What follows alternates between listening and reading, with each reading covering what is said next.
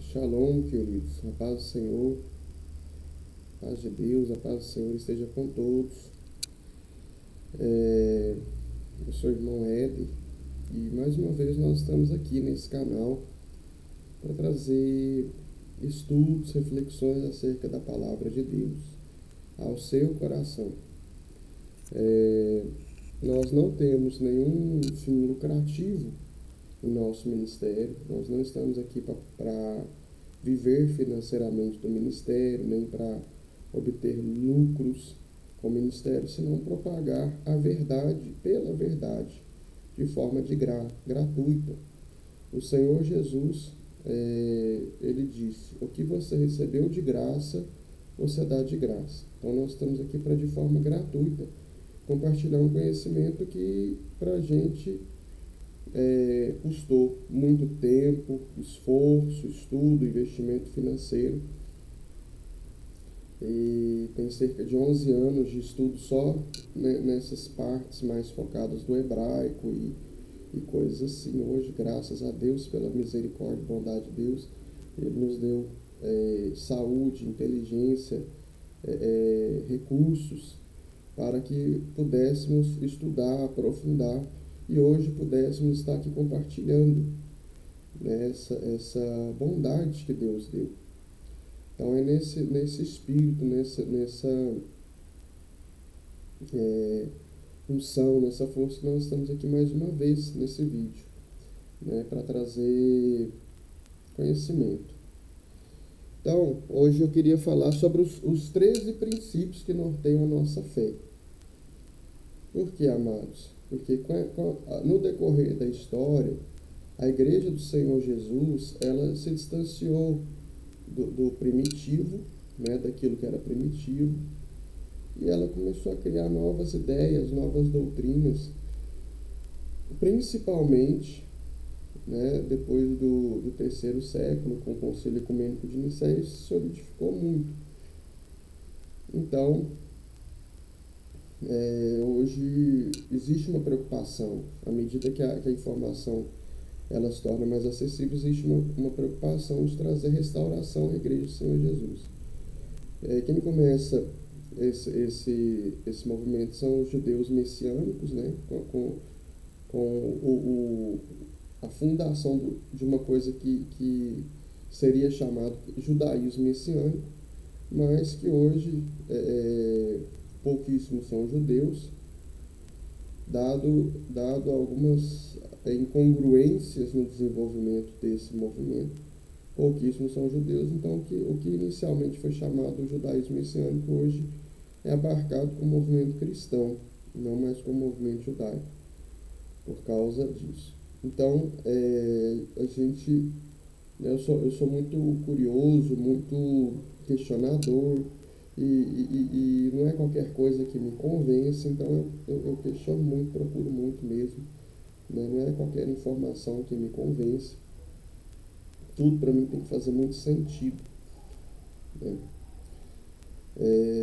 Então, foi onde a gente foi pesquisando e buscando realmente, ao ponto de, com a graça e permissão e bondade de Deus, poder trazer o conteúdo que nós vamos trazer aqui nesse vídeo.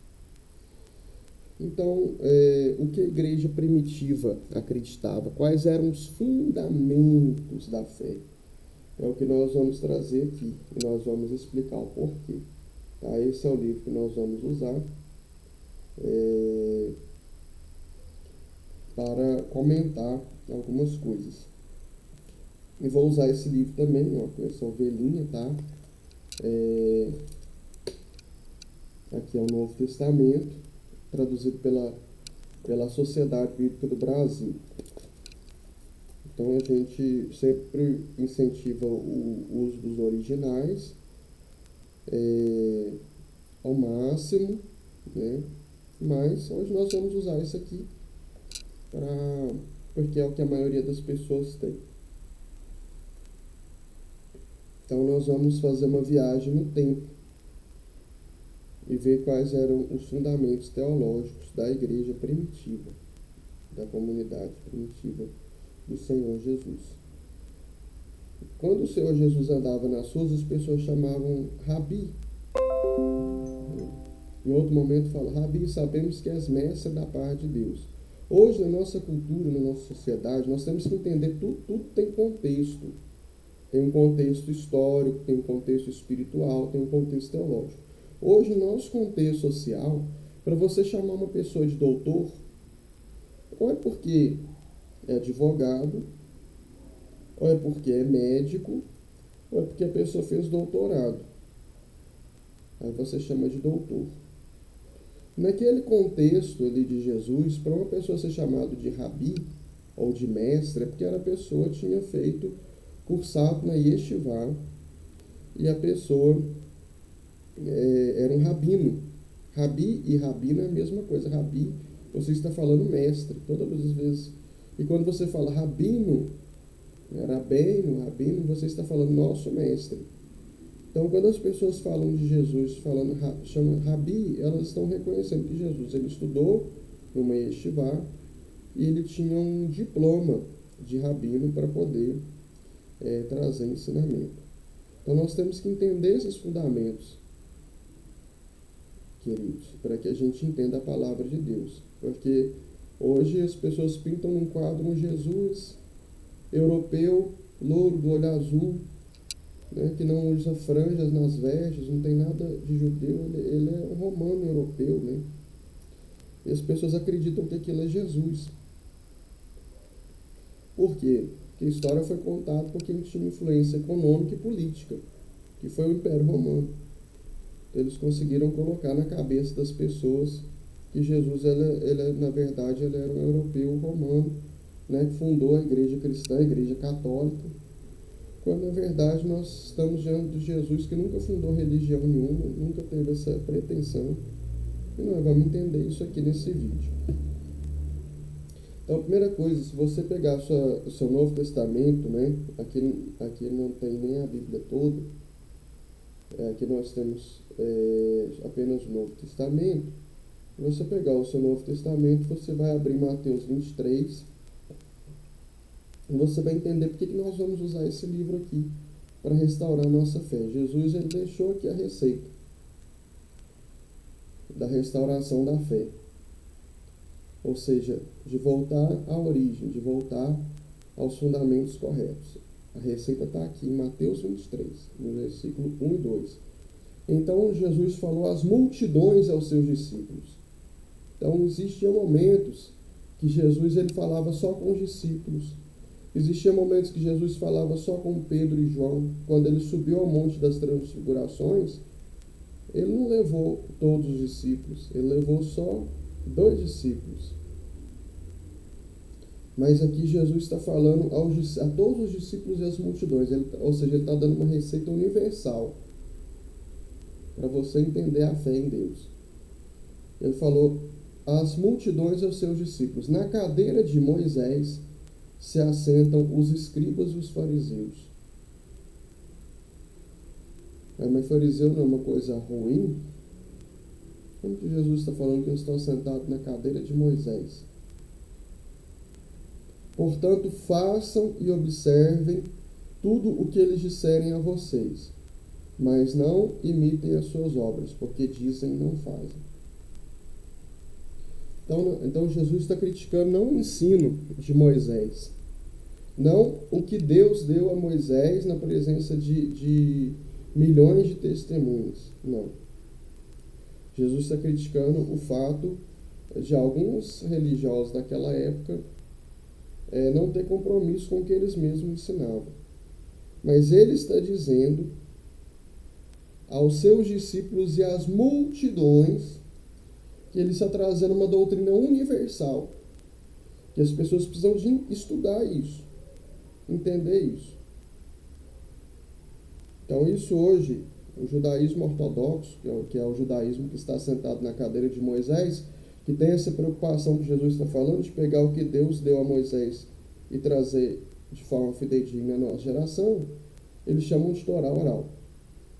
Então Jesus está dizendo o seguinte: sem a Torá oral você não entende a Torá escrita. É isso que o Senhor Jesus está dizendo. Então, nós vamos pegar aqui, nós vamos entender certos fundamentos. Primeira coisa que a gente tem que entender, né, na ótica do Senhor Jesus, é quem é Deus. Qual Deus que nós nos relacionamos? Será que o Deus do Senhor Jesus, que ele está falando para a gente aprender sobre ele aqui, através da cadeira de Moisés, com os escribas e fariseus, será que esse Deus ele se divide em várias partes, né? Será que ele é um Deus que se divide em 2, 3, 4, 10 ou 6 milhões de partes? Será que Deus que é esse? Primeira coisa que a gente tem que entender é quem é Deus. Porque se nós não entendemos o Deus realmente, nós não estudamos, não aprendemos Deus que nós estamos relacionando com Ele, nosso relacionamento com Deus, ele se torna limitado e errôneo. Então, nós precisamos entender quem é o Deus de Israel. Nós precisamos entender quem é o Deus e Pai do Senhor Jesus. E aí a gente tem que seguir a receita que quem deu, que o Senhor Jesus deu. Não adianta seguir a receita que um reverendo lá inventou baseado em coisas que outros inventaram e começar a falar que é desse jeito. Não é assim. Nós temos que seguir o que o Senhor Jesus falou, o que a Bíblia fala.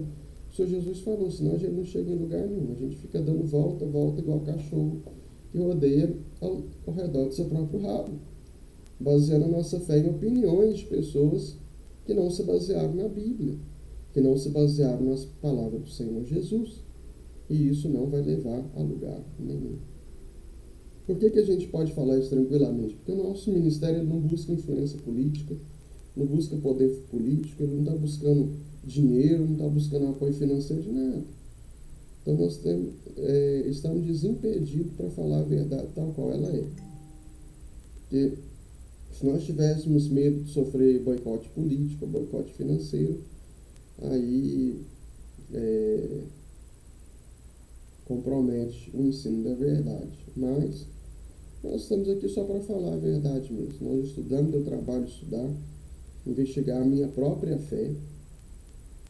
E agora que eu investiguei a minha própria fé, que eu venho de um contexto inicialmente católico, depois evangélico, eu quero te convidar para você investigar a sua fé também. E compartilhar com você as conclusões que eu cheguei ao estudar e ao investigar e ao questionar todas as bases, todos os pilares. Então vamos ver aqui. Nós estamos pegando o livro do Maimônides. Maimônides é respeitado como um dos maiores sábios e filósofos do povo judeu, que conseguiu pegar o ensinamento de Moisés e compilar isso nesses livros, na série de livros do Sefer Hamadá. Então, considerado por sua elevação espiritual e inteligência, de conseguir fazer de forma tão fidedigna, cumprir esse mandamento do Senhor Jesus. Não sei se ele acreditava em Jesus ou não, mas ele seguiu, acreditando ou não, ele seguiu o mandamento do Senhor Jesus, e hoje isso está na nossa mão, para ser acessado e estudado. Então nós vamos aqui na página 100, a partir da página 100, entender o primeiro capítulo, aqui que é a base de tudo, é quem é Deus. Quem é Deus, o Deus que o Senhor Jesus falou dele? Que Deus é esse? Que ele veio revelar ao mundo. E que ele está falando, que a gente fala que acredita nele, mas começa a ouvir tanta baboseira acerca dele, que não tem nada a ver com os fundamentos reais. Quem que é esse Deus? Então Maimônides ele vai dizer o seguinte: o fundamento de todos os fundamentos e o pilar da sabedoria é saber. Saber. Que há um ser primordial que trouxe à existência tudo que existe. Então aqui, Maimônides não está dizendo de fé, que você tem que ter fé em Deus. Ele está dizendo que você tem que saber que ele existe. Nós não vemos escrituras que falam que os céus proclamam a glória de Deus e o firmamento anuncia o seu poder. Então é mais do que fé, é mais do que uma crença, é saber que ele existe. Porque Deus está revelado na natureza em toda a sua criação. Então, aqui cai por terra é o que os inimigos da fé atacam. Por que os inimigos da fé estão atacando tanto a igreja do Senhor? Porque está faltando conhecimento. Oséias 4,6 fala: meu povo está sendo destruído porque falta conhecimento.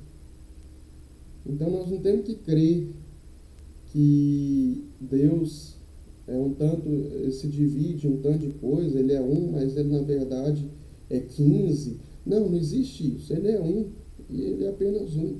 Unicidade absoluta. Isso tem como a gente saber. Agora, se a gente começar a inventar outro Deus que não é o Deus da Bíblia, aí necessita de tanta malabarismo que isso desafia o intelecto das pessoas, não é? Gente, essa é a minha opinião. Isso não é o que Maimônides está falando, mas é a minha opinião. Se você discordar, você pode colocar aqui nos comentários e nós vamos conversar sobre isso. Mas é a minha conclusão. Porque o Maimônides está falando que o fundamento, ou os fundamentos, o pilar da sabedoria é saber que há um ser primordial que trouxe à existência tudo que existe. Tudo que há nos céus e na terra, e entre eles só veio existir pela verdade de sua existência. Olha que Deus tão acima do bem e do mal, tão acima de batalhas espirituais, de lutas que enfrentamos, não é? Tudo que há nos céus e na terra, entre eles, sejam anjos, sejam demônios, como está em Romanos, sejam principados, sejam potestades, só veio existir pela verdade da sua existência. Aí vai entrar um segundo tópico. A ideia de que ele pode inexistir. Mas eu não acredito. Eu não acredito em Deus, eu acredito em outras forças. É mesmo? A ideia de que ele pode inexistir implica que nada mais pode existir, porque tudo veio existir a partir da existência absoluta dele. Então ele não existe, nada existe. É mesmo? Vem o tópico 3 e nos diz: a ideia que tudo pode deixar de existir implica que ele sozinho continua a existir. E a nulificação da existência de tudo não nulifica a sua existência. Se tudo deixa de existir, Deus existe sozinho. Mas se você fala que Deus não existe, tudo deixa de existir. Porque todas as criações dependem dele. Não é que Deus criou o mundo e deixou o mundo. Não, ele cria continuamente toda a existência. Mas ele, bendito seja, não carece nem delas, nem de nenhuma delas, pois a realidade da sua existência não é similar à realidade da existência de nenhum outro ser criado. Olha que Deus diferente do que estão falando nas igrejas, amados. Isso está implícito na declaração do profeta: Deus, teu Senhor, é verdade. Ele sozinho é verdade. E nenhum outro ser possui, nenhum outro ser criado possui verdade comparável à sua. Acabou. Ninguém pode guerrear com Deus, ninguém quer o lugar de Deus. Não existe isso, isso não é bíblico. É esse o significado da afirmação da Torá: não há nada além dele. Salvo ele, não é existência verdadeira como a sua. Essa entidade é o Deus do universo, o Senhor de toda a terra. Ele controla a esfera com poder infinito e incomensurável. Esse poder é ininterrupto, porque a esfera gira continuadamente e é impossível que ela gire sem que alguém cause o seu giro. Ele, bendito seja, quem faz com que ela gire mesmo sem uma mão ou qualquer outra dimensão corpórea. Conhecer este conceito constitui um preceito positivo, ou seja, é algo que Deus quer que a gente faça. Quando a Bíblia fala preceito positivo, é algo que Deus quer que a gente faça. Se a Bíblia fala preceito negativo, é algo que Deus está pedindo para a gente não fazer. Então, conhecer esse conceito constitui um preceito positivo, é algo que Deus quer. Jesus está mandando em Mateus 23. É a vontade de Deus que a gente conheça isso. Conforme se depreende de Shemot, que é traduzido como Êxodo. Eu sou Deus, teu Senhor. Qual que é Deus, meu Senhor? Eu falo que ele é Deus. Eu tenho um Êxodo na minha Bíblia, falando eu sou Deus, teu Senhor, mas me contaram que ele divide em 15 partes. Ele é um, mas ele divide em 20 partes, ou em 3, ou em 6 milhões. Não, é um. O Deus da Bíblia é unicidade absoluta, para que a gente consiga entender o que se depreende dessa unicidade absoluta e livrar de conceitos que são conceitos pagãos e idólatras.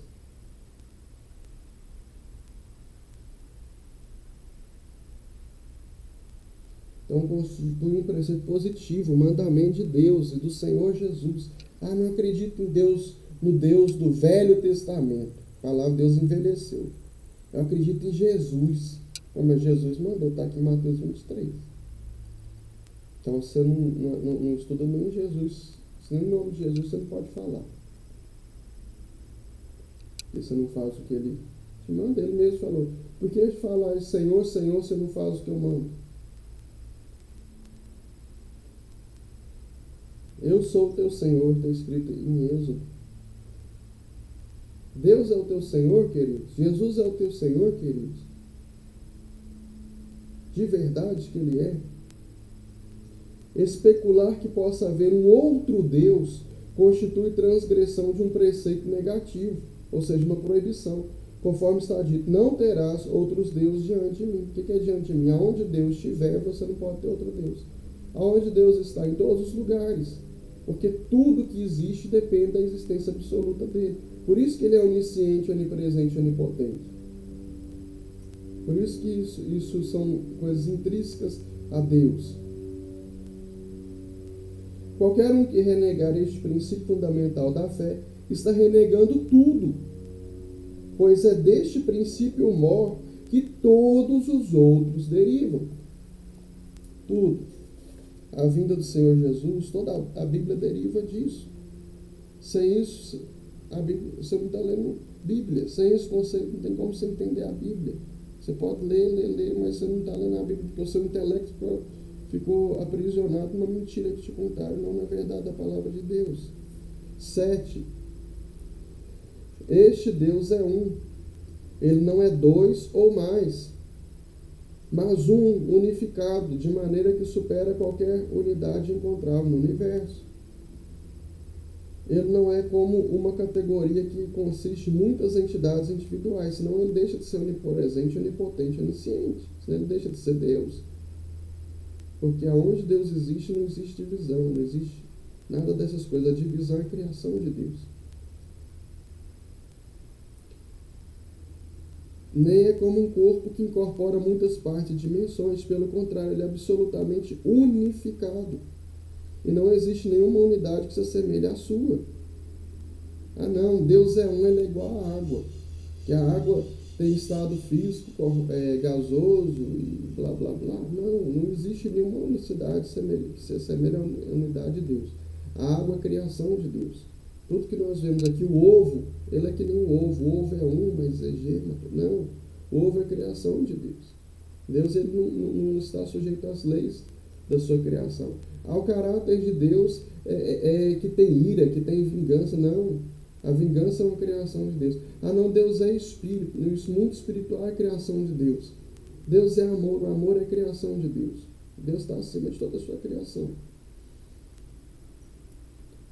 Se houvesse muitos deuses, eles teriam corpos e formas, pois entidades se assemelham, só diferem umas das outras pelas características associadas a corpo e forma. Se o Criador tivesse corpo e forma, ele teria limitação e indefinição, pois é impossível a um corpo ser ilimitado. E qualquer entidade limitada e definida possui poder apenas limitado e definido. É como a gente vê, queridos, os idólatras, que se ele quer coisa para o amor, ele tem que fazer oferenda para um Deus. Se ele quer trabalho, é outro, ou outra entidade, outro Deus. Se é para vingança, é outra coisa. Se é não sei o que. Mas nós só entendemos que toda a vitalidade vem de um único Deus, que é criador de todas as coisas. E a palavra de Deus fala: o eterno que é Deus adorará, somente a ele servirás, somente a ele cultuará. E Deus, ele diz: se eu tivesse fome, eu não precisava te falar, porque eu criei todas as coisas.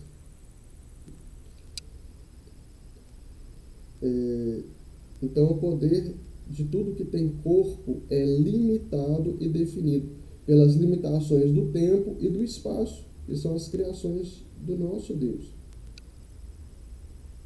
Uma vez que nosso Deus, bendito seja o seu nome, possui poder ilimitado, como evidenciado pela revolução contínua da esfera, vemos que seu poder não é poder de um corpo. Não tendo corpo, ele não possui características relacionadas aos corpos, que dividem e separam uns dos outros. Portanto, é impossível que ele seja qualquer coisa além de um. Conhecer esse conceito constitui um preceito positivo, uma ordem de Deus, uma ordem do Senhor Jesus em Mateus 23. Você acredita em Jesus? Você recebe o senhorio de Jesus? De Deus? Você acredita em Deus? Recebe o senhorio de Deus na sua vida? Então vamos obedecer o que Deus nos diz. Conhecer este conceito constitui um preceito positivo, algo que Deus quer que você faça, queridos.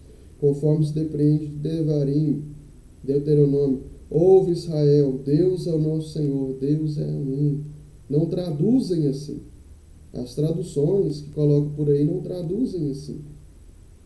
Mas é assim que está escrito no original.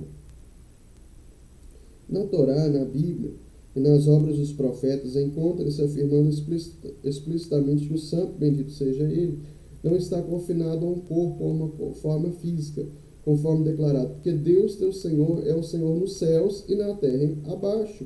E um corpo não pode existir em dois lugares simultaneamente. Nós vemos isso na palavra do Senhor Jesus. Quando perguntam algumas coisas a ele fala somente Deus sabe. Nem mesmo eu sei isso daí. Só Deus é que sabe. Porque Jesus estava limitado ali ao corpo dele, no qual ele existia, e as limitações do tempo e do espaço. E ele ainda está limitado hoje a essas mesmas limitações, porque o Novo Testamento não fala que ele ascendeu com o seu corpo aos céus e se assentou à direita de Deus, que é um lugar físico. Mas Deus não tem direita nem esquerda, mas isso daí é um conceito espiritual. Então Jesus existe como corpo. Tem limitações de corpo. Isso está escrito no Novo Testamento. Eu não estou inventando isso. Um corpo não pode existir em dois lugares simultaneamente. A Torá também, que a Bíblia também declara, pois vocês não avistaram nenhuma forma. Também foi dito, a quem vocês podem me comparar que seja similar a mim? Se ele se confinasse a um corpo, ele se assimilaria aos demais corpos. Ele deixaria de ser Deus. Se Deus se confina a um corpo, ele deixou de ser Deus. Isto posto, qual será então o significado das seguintes expressões empregadas pela Torá?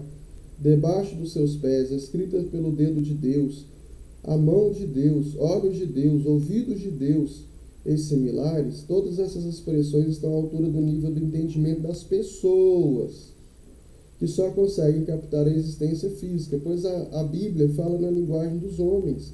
Estes termos são apenas descritivos, conforme evidenciado no versículo. Afiarei o fio da minha espada. Será que ele tem uma espada? Será que Deus precisa de espada? Será que ele tem espada?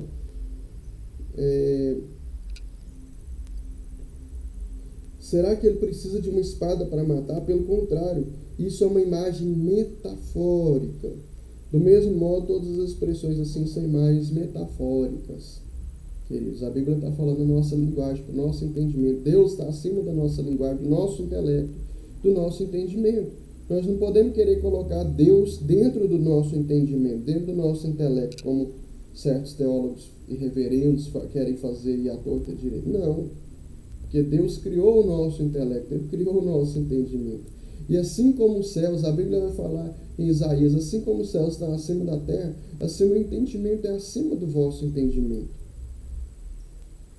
Os meus pensamentos são acima dos vossos pensamentos. Nós temos que ter essa humildade e compreender o que a palavra de Deus fala.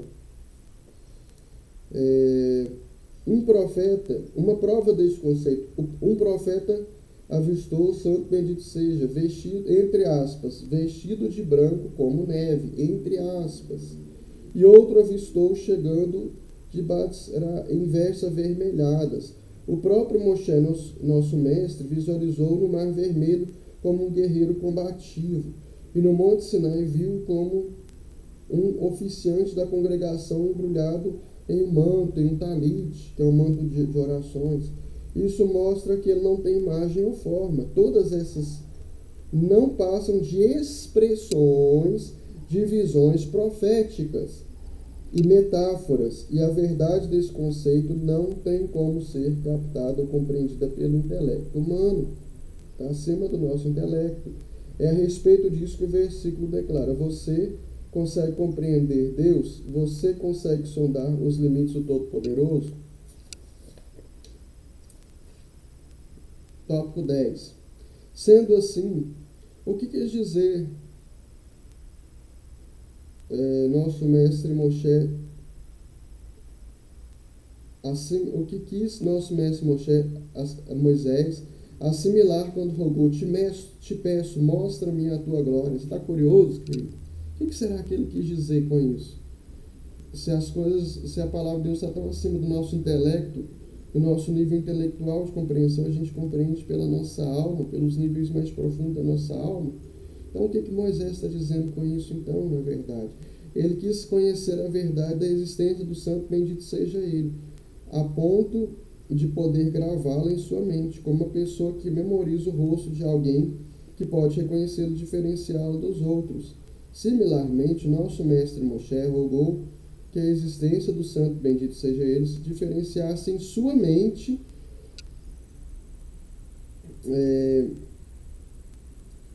das outras entidades. Moshe veio do Egito ali, onde tinha tantas entidades que realizavam tantos milagres, aparentemente, que eram, na verdade, obras de feitiçaria. A gente vê que o Egito foi a nação mais forte na história em matéria de feitiçaria, de idolatria, foi o Antigo Egito.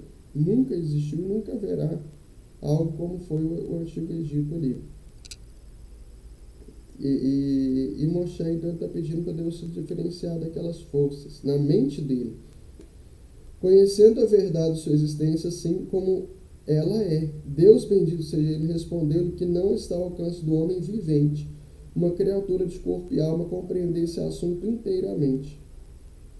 Como o seu professor de teologia quer entender. Não está ao alcance dele, queridos.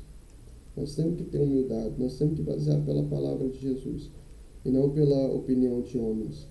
Porque a sabedoria de Jesus estava acima do seminário de teologia, das coisas que querem limitar o tempo todo Deus. E a palavra de Deus também está assim. Então nós temos que basear por essa palavra, por essa iluminação, e não pela soberba e arrogância e presunção humana. No entanto, Ele, bendito seja, revelou-lhe coisas que nenhum outro homem teve conhecimento, nem jamais terá, até que Moshe conseguiu compreender o suficiente da verdade de sua existência, para que o Santo bendito seja se diferenciasse em sua mente das outras entidades, como uma pessoa que é reconhecida no meio de outras, quando alguém que conhece a estrutura do corpo dela e o jeito dela de se vestir e ver de costas. Isso é depreendido do versículo: e você verá as minhas costas, mas o meu rosto não será visto. Então, os tudo são metáforas. Deus não tem costas, Ele não tem rosto. Mas o que nós compreendemos, quando nós estamos estudando aqui o que nós estamos estudando, são revelações que a nós, seres humanos, são dadas. Mas Deus está acima de todas as suas revelações. Ele está bem acima, muito acima de todas as criações. Assim, o profeta Isaías, Deus fala através do profeta Isaías, envia a mensagem profética. Assim como os céus são mais altos que a terra, assim, meu conhecimento, os meus pensamentos são mais altos que os vossos. Tópico 11. Tendo sido esclarecido que ele não tem um corpo ou uma forma corpórea, ficará claro também que nenhuma das funções de um corpo lhe cabe, nem formação, nem separação, nem lugar, nem medida, nem subida, nem descida, nem direita, nem esquerda. Como nós falamos, Jesus está sentado à direita de Deus. Tudo tem que ser metafórico, não pode ser literal. Nem frente, nem trás, nem sentar, nem ficar de pé. Ele não existe no tempo, então não tem início, fim ou idade. Ele não muda, pois não há nada que o induza a mudar. O conceito de morte não se aplica a ele, nem o da vida, no contexto da vida física. O conceito, tudo isso Deus criou, mas ele não está sujeito à sua própria criação.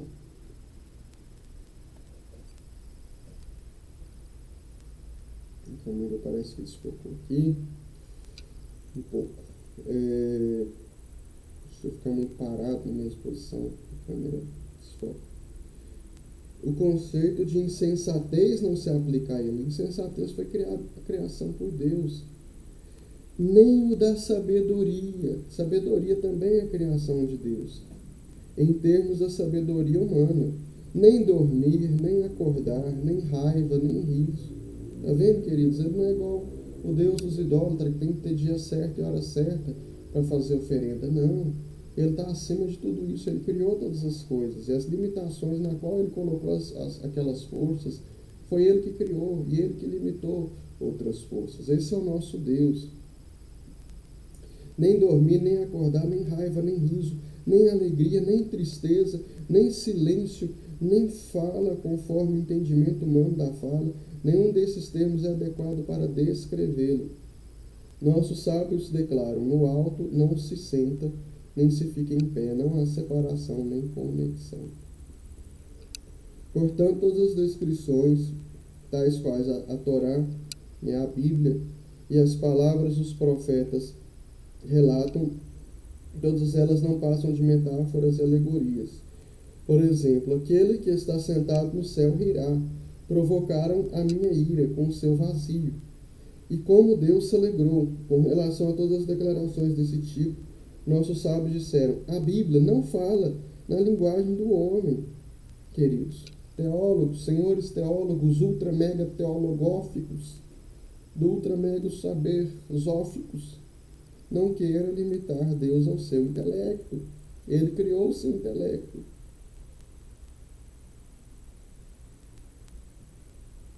Do pó da terra.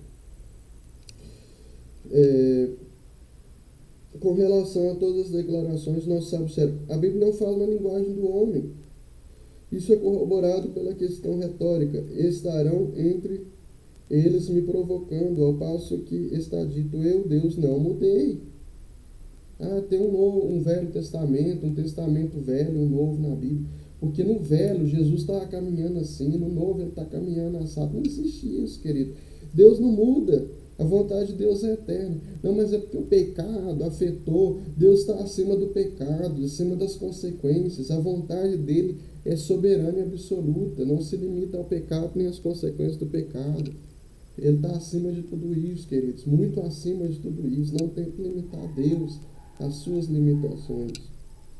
Ele está acima de você. Não queria te ofender seu ego, não. Por favor, teologóficos, supremos, por favor, não fique em depressão, não. Mas Deus está acima do seu intelecto, tá bom, queridos? Ele te criou, tá bom? Não fique em depressão, mas assim, tem jeito.